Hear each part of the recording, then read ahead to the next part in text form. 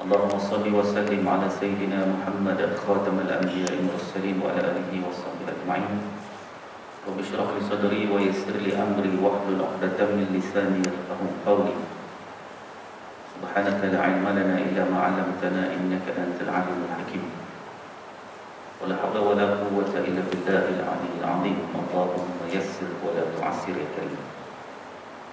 Alhamdulillah, syukurlah kepada Allah Subhanahu wa taala di atas segala limpah kurnia dan izinnya yang memberikan kesempatan pada kita untuk sama-sama menunaikan solat fardu subuh secara berjamaah dan seterusnya melapangkan masa sedikit dalam majlis ilmu, menyambung perbincangan kita dalam kitab Iman dan Kehidupan,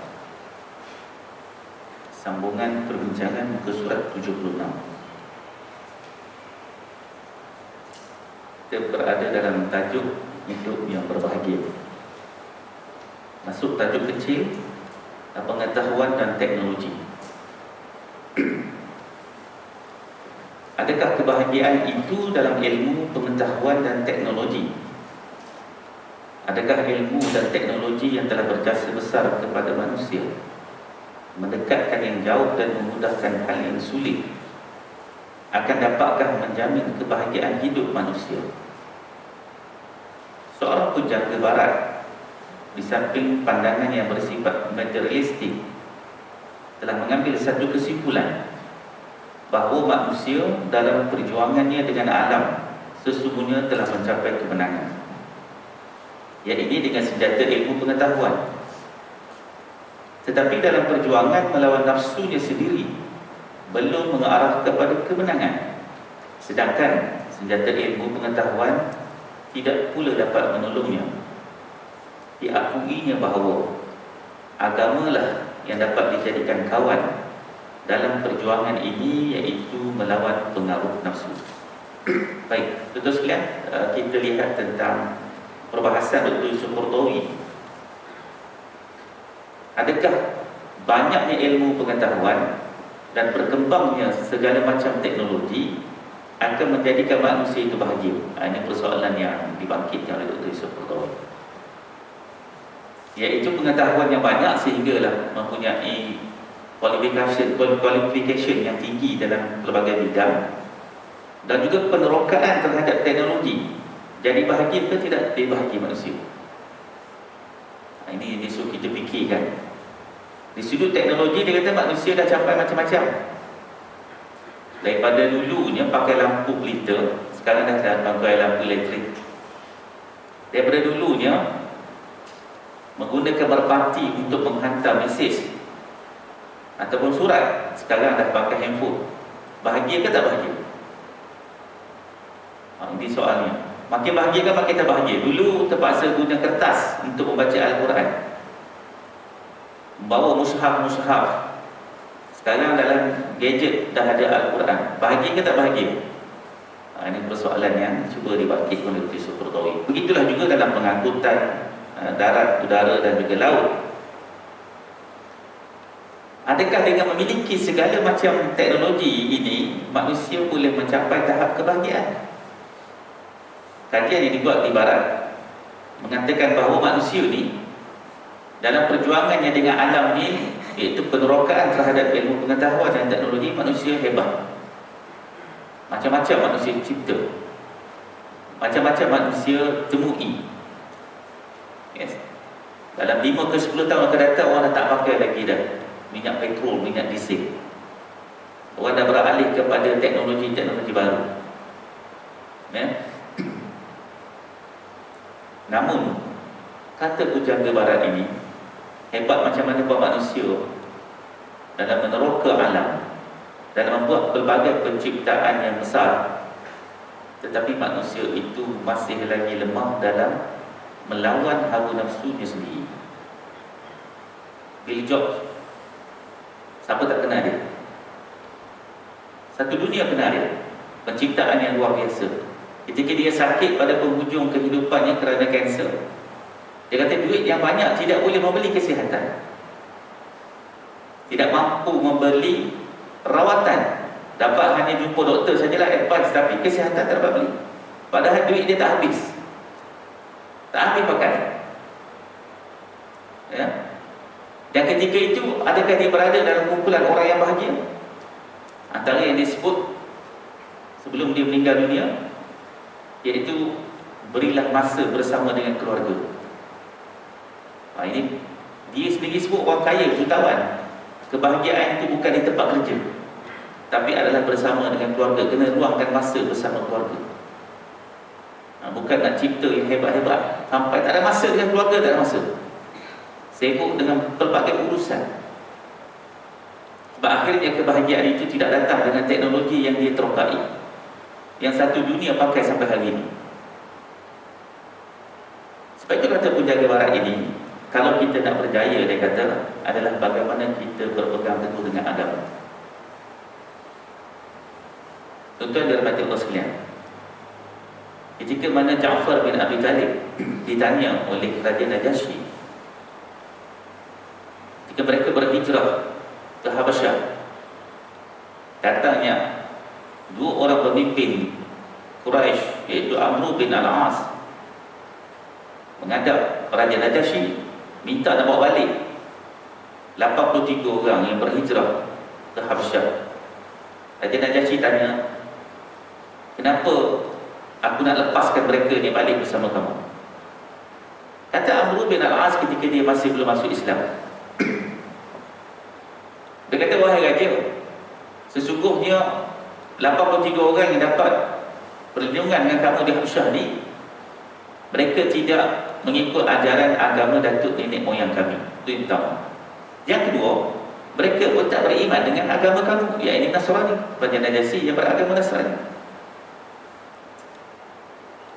Kemudian Raja Najasyi bertanya kepada Ja'far bin Abi Talib, apakah agama yang kamu anuti?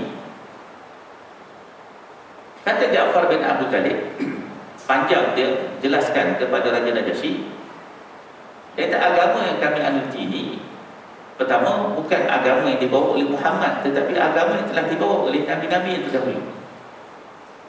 Yang kedua, kata Ja'far bin Abi Talib, kami dulu hidup sebagai orang jahil. Kami sentiasa berperang. Orang Arab ni sentiasa perang. Apabila ada isu-isu kecil, perang di antara kabilah dengan kabilah. Yang kedua, kami ni dulu memutuskan silaturahim. Gaduh kecil dia putus silaturahim, tak tegur siapa. Yang ketiga, kami dulu makan bangkai, ini binatang-binatang yang tidak disembelih. Tetapi bila datangnya Nabi Muhammad SAW, dibawa kepada kami cara kehidupan yang diredai oleh Allah Subhanahu Wa Taala. Raja Najasyi tanya lagi, apa bukti agama kamu ni betul? Ja'far bin Abi Talib telah membacakan beberapa potong ayat daripada Suratul Maryam ayat 16 hingga ayat 21, menceritakan tentang Maryam yang melahirkan Nabi Allah Isa AS. Raja Najasyi terkejut sebab dia tu bukan sekadar seorang raja, tetapi pendeta ataupun mereka yang mahir dalam bab kitab Injil. Macam mana Muhammad SAW, seorang yang buta huruf, boleh tahu kisah dalam kitab Injil yang bahasanya bukan bahasa Arab, bahasanya bahasa Ibrani. Dan ketika itulah Ja'far bin Abi Talib menerangkan tentang Islam, dan Raja Najasyi akhirnya belajar Islam dengan Ja'far bin Abi Talib dan masuk Islam. Tuan-tuan dan puan yang dirahmati Allah sekalian, Raja Najasyi ni apa yang dia tak cukup? Dia seorang raja, dia ada kemewahan, dia ada bala tentera, dia ada pegawai-pegawai istana yang akan sentiasa mematuhi segala perintahnya. Tapi bila dia nampak bahawa kebenaran itu berada dalam agama, maka yang itulah yang dia pegang, yang itulah yang membahagiakannya. Sebab itu kita kena tengok diri kita, adakah apabila kita makin banyak teknologi, makin ada banyak kemudahan, kita bahagia ke tak bahagia? Handphone macam-macam boleh install, macam-macam application kita boleh buat masuk. Adakah kita bahagia ataupun tidak bahagia? Teknologi macam-macam berkembang, boleh pilih. Masa PKP Tak ada kuliah secara fizikal, boleh tengok kuliah online. Tengok ke tidak? Ada pelbagai kuliah-kuliah dan ceramah di YouTube. Buka ke tidak? Ataupun kita banyak membuka TV. Tukar daripada satu channel ke satu channel, cerita-cerita yang seronok, yang bersifat sementara. Kalau nak kira zaman dulu, orang nak belajar agama kena berjalan jauh, dari satu tempat ke satu tempat, semata-mata untuk mempelajari ilmu agama. Ya, kalau kita baca sejarah, kita tengok kota Baghdad jadi kota yang disebut sebagai kota ilmu sebelum dimusnahkan oleh tentera Mongol. Dan begitu juga ada kota-kota yang hebat yang mempunyai perpustakaan terbesar di Afghanistan. Ya, pada zaman kerajaan dinasti Ghazwaniyah, yang saya masih sedang tulis lagi kisah ni yang saya kongsi dengan tuan-tuan. Perpustakaan yang pertama di dalam bahasa Parsi. Orang berjalan jauh, maka lahirlah tokoh-tokoh seperti Al-Biruni, Imam Al-Bukhari, yang bukan bercakap dalam bahasa Arab, bahasa asalnya. Sekarang tuan-tuan tak perlu cari je nak kuliah apa, cari saja nak ceramah apa, cari saja nak topik apa, cari saja hukum hakam apa yang tak tahu. Boleh kata 80% kita boleh temui di internet, sama ada di laman-laman web ataupun dalam kuliah-kuliah. Soalnya dengan macam-macam teknologi yang ada, yang dapat memberikan kita pelbagai ilmu, adakah kita belajar? Adakah kita berubah? Itu soal yang besar, sebab teknologi dah macam-macam. Esok Tuhan tanya kita. Orang zaman dulu bangun cucuk pelita nak baca kitab, nak mengarang kitab. Kita elektrik ada, kipas ada, aircon ada, lampu ada, macam-macam. Tapi apa yang kita buat dengan segala macam kemudahan teknologi yang kita miliki? Adakah kita menjadi orang yang lebih mendekatkan diri dengan ilmu, ataupun makin jauh? Ataupun kita gunakan teknologi itu untuk perkara-perkara yang menyeronokkan sahaja, menghiburkan sahaja? Lebih malang lagi, kita gunakan untuk menyakiti orang lain dengan komentar-komentar kita di laman-laman sosial, dalam WhatsApp group dan sebagainya. Itu malanglah, cari dosa pula dengan menggunakan teknologi-teknologi ini. Baik, kalau begitu, di manakah terletaknya kebahagiaan?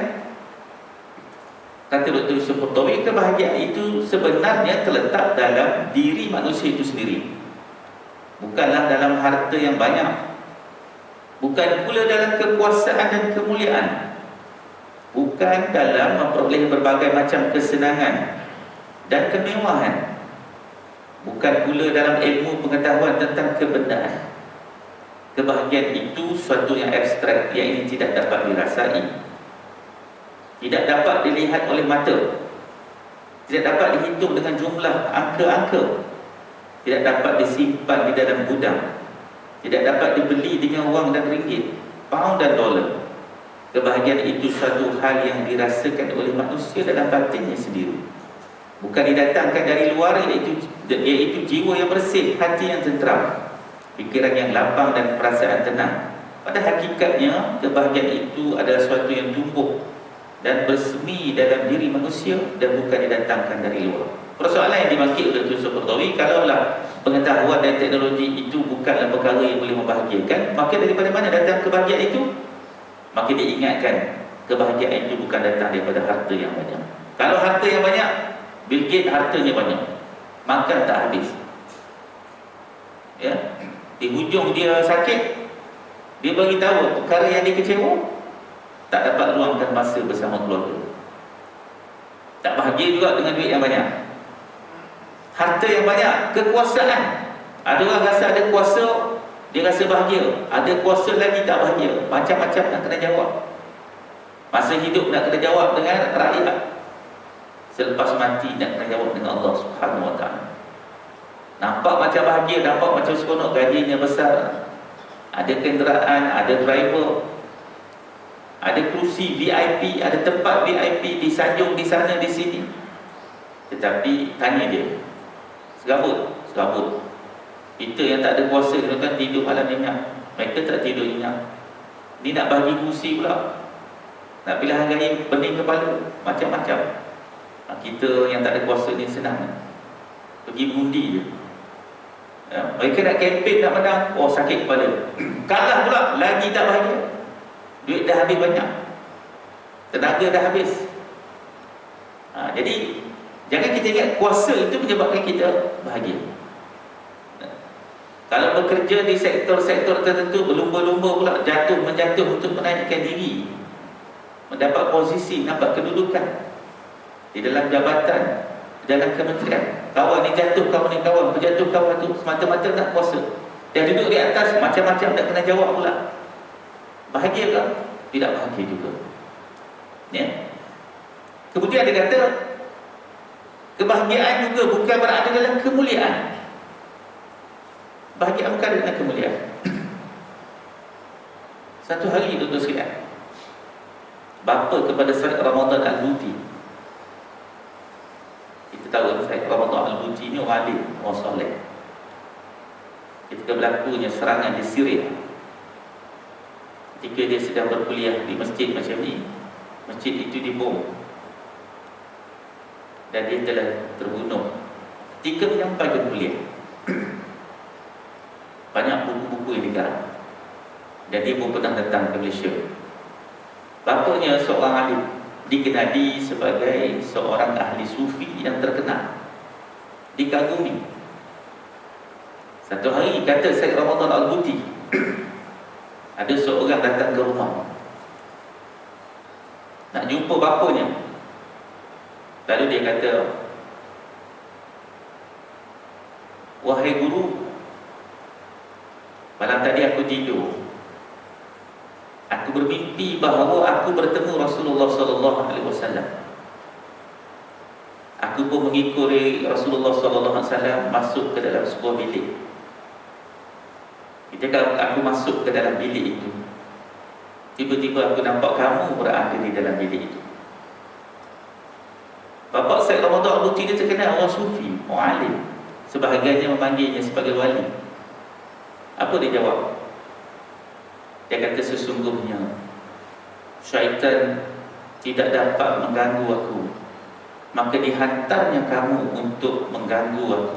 Tengok, ini orang sufi, orang alim. Dia tak rasa, oh hebat yang kamu mimpi jumpa Rasulullah macam mana. Dia kata, syaitan ganggu aku tak boleh, sekarang dia hantar kamu pula untuk ganggu aku. Ini tuan-tuan hebat. Kita kalau orang datang cerita bagi tahu cerita macam mana kita? Oh, kita nak tahu, seronok lah, sujud syukur lah pagi ni belanja orang nasi lemak lah.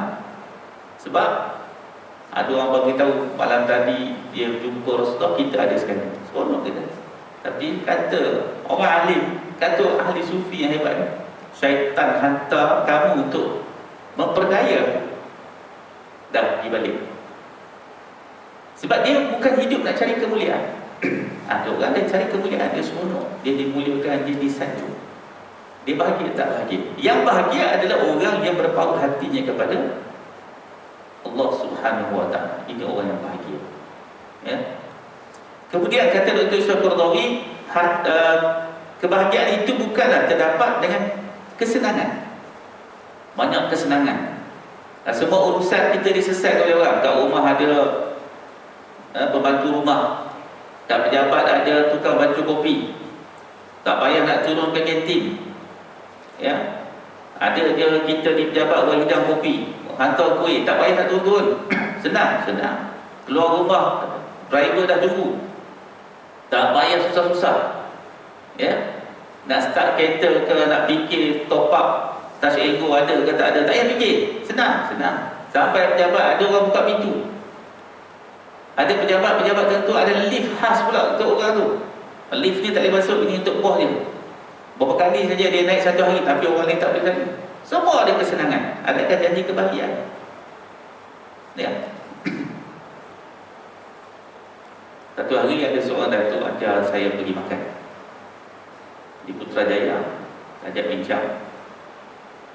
Lepas tu dia kata, Ustaz naik kereta ke saya? Saya pun naik kereta dengan dia. Dia bawa kereta Mercedes. Bila naik kereta dengan dia tuan, saya tengok dia bawa kereta ni kekok sangat.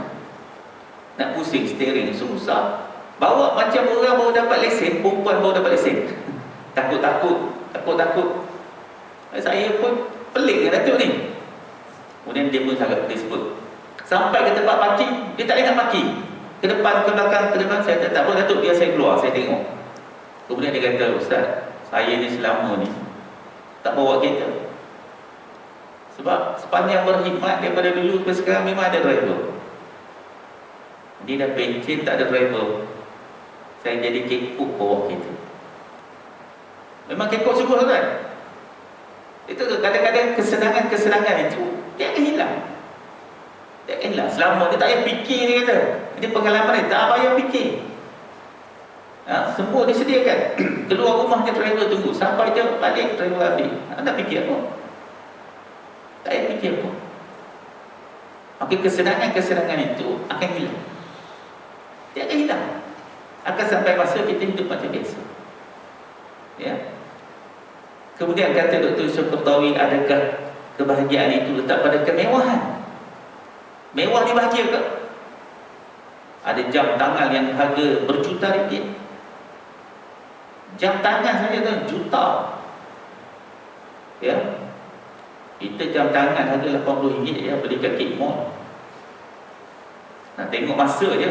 Tapi orang yang ada title, kedudukan, kadang-kadang dia bukan tengok jam, dia tengok luxury, kemewahan. Kasut, pakaian, ya, semuanya adalah melambangkan kemewahan. Adakah itu menjamin kebahagiaan? Itu yang ditanya oleh Ustaz. Bahagia ke orang macam tu? Ya, adakah dia memiliki itu bahagia? Tak bahagia juga. Belum pasti orang-orang macam tu akan bahagia. Begitu juga dikatakan ada orang yang mempunyai ilmu pengetahuan tentang materialistik. Ya. Sekarang tuan-tuan tengok, siapa nak kaya masuk saham ni? Siapa nak jadi tawan? Sekarang kalau dekat media sosial, macam-macam cara nak jadi kaya. Ya.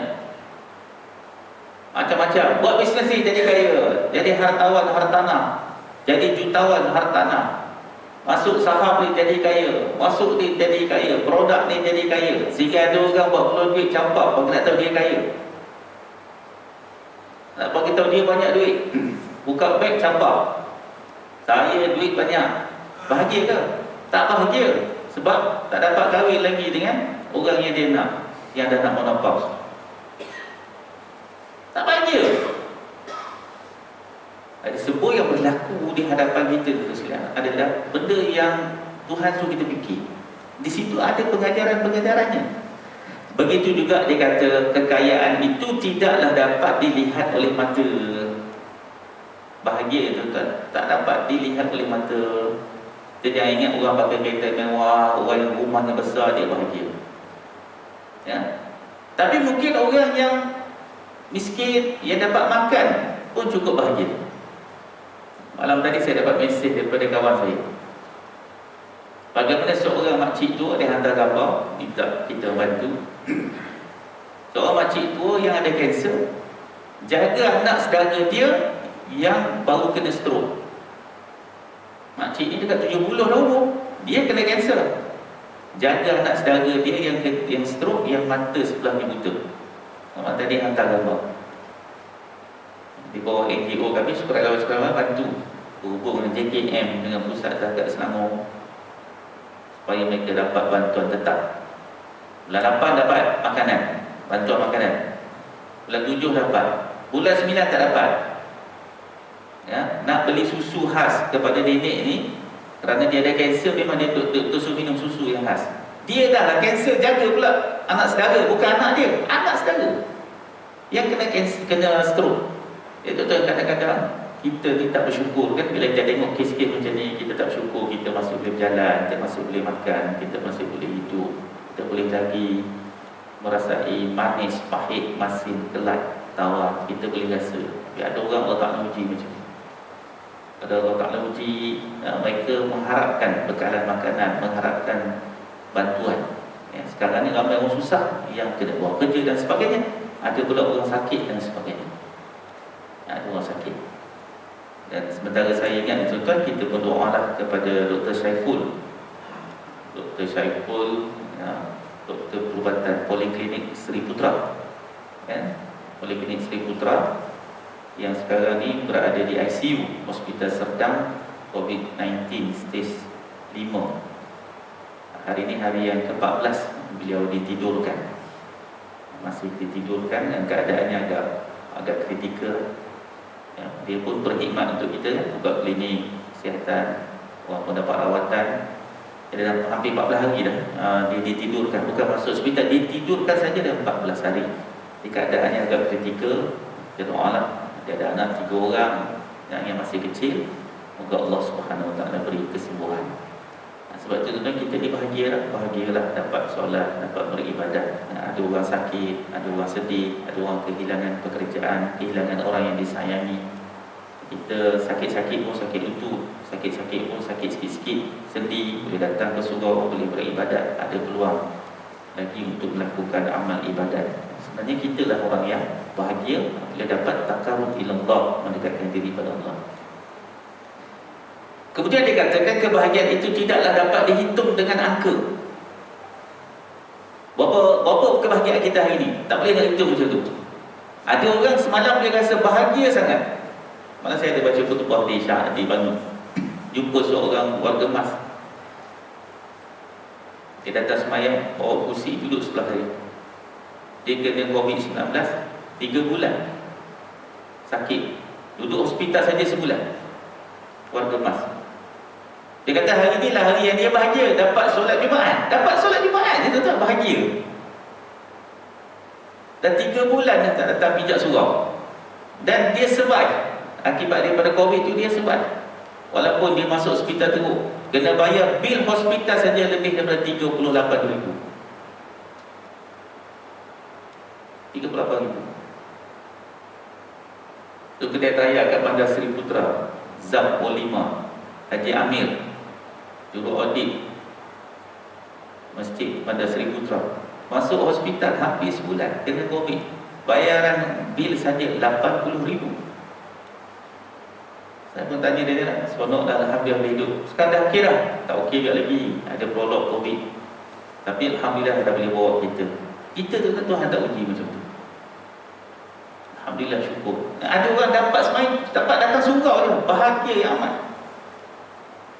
Jadi sebab itu kebahagiaan itu tak boleh diukur dengan angka, dengan nilai-nilai. Tak dapat ukur macam tu. Ada orang gembira sangat, ada orang nangis dapat sembahyang Jumaat malam. Dan macam-macam percubaan dia buat, semua gagal. Semalam dia berjaya. Pergi masjid ni, masjid kata tak register, tak boleh masuk, balik. Pergi masjid lain pula, dah penuh. Banyak kali percubaan, malam baru berjaya. Syukur sangat-sangat dapat solat Jumaat. Walaupun kalau dia tak sembahyang tu pun dia tak berdosa, tapi jiwa manusia ni lain. Jiwa manusia dia lain. Sebab itu saya kata kita ni permudahkan orang nak solat, jangan menyulitkan. Para jemaah pula jangan pula menyusahkan jawatan surau dan masjid. Semalam saya kuliah di pagi, malam ada orang letak soalan atas meja, marah lah tu. Apa hukumnya JK tak bagi orang semayang? Oh, payah nak jawab. Bukan JK tak bagi orang nak semayang, nak semayang Jumaat, datanglah awal. Datang pukul 1 memanglah penuh.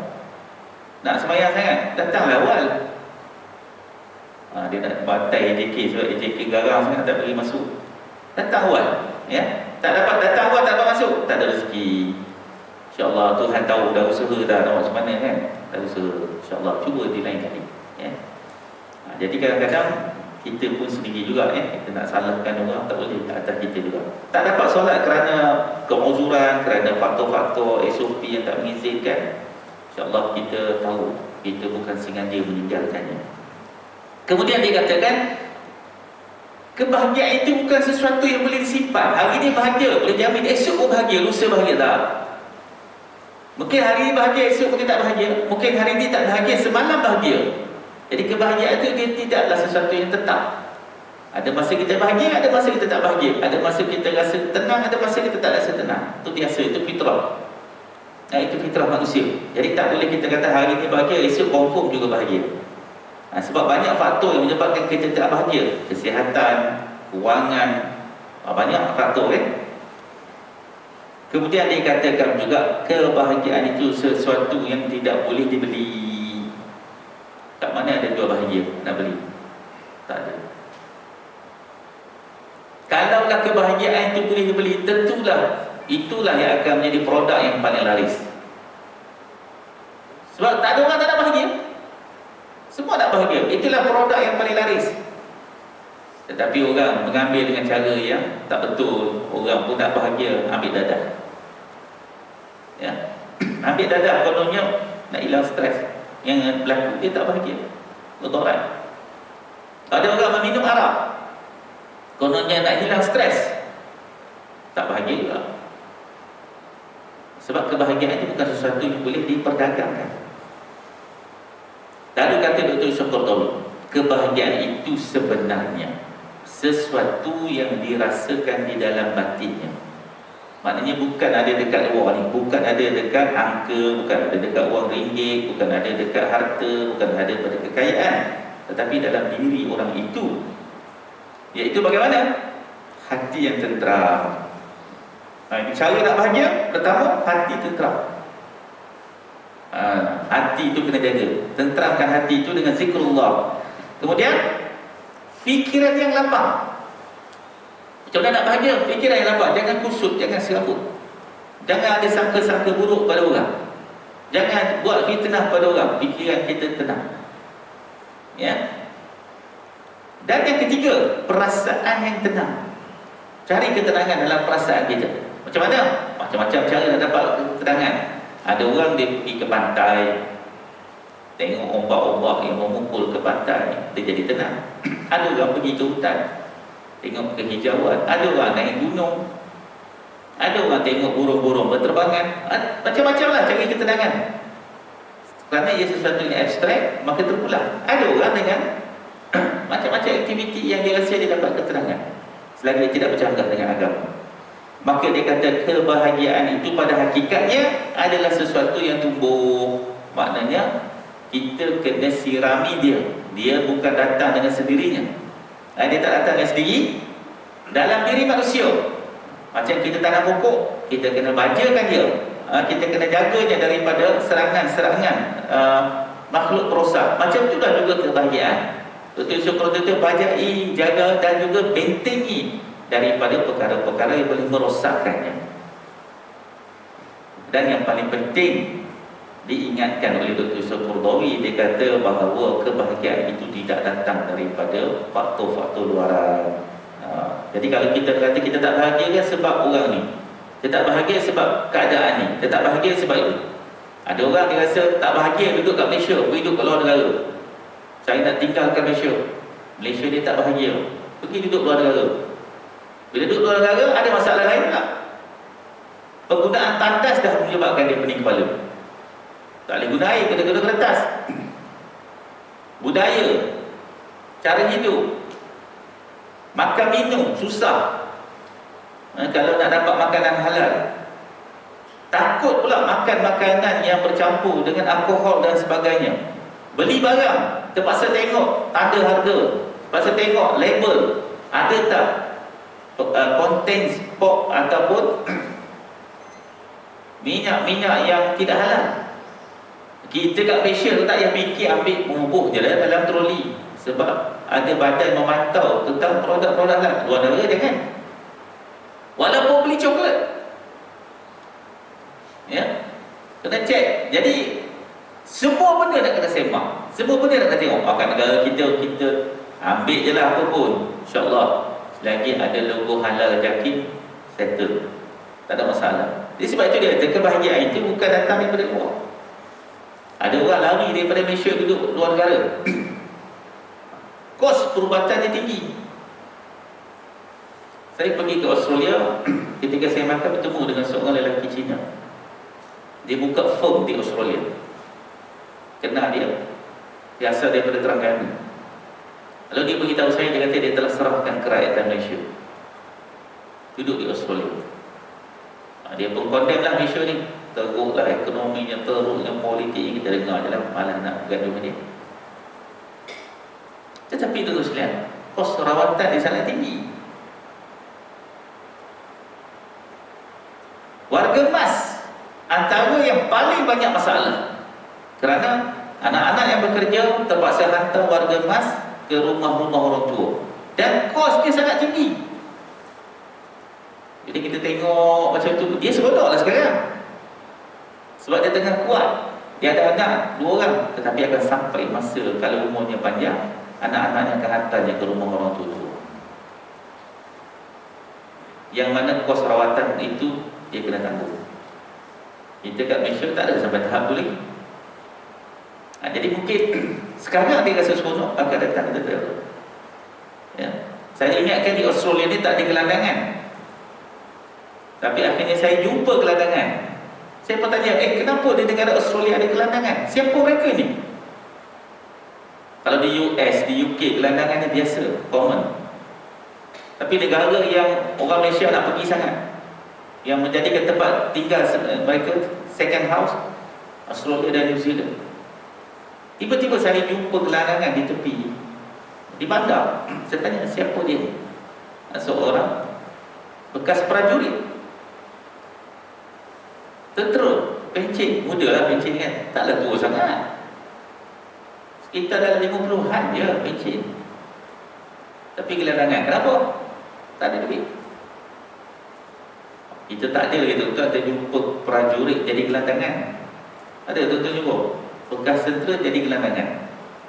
Setakat ni saya terjumpa je lah. Ya.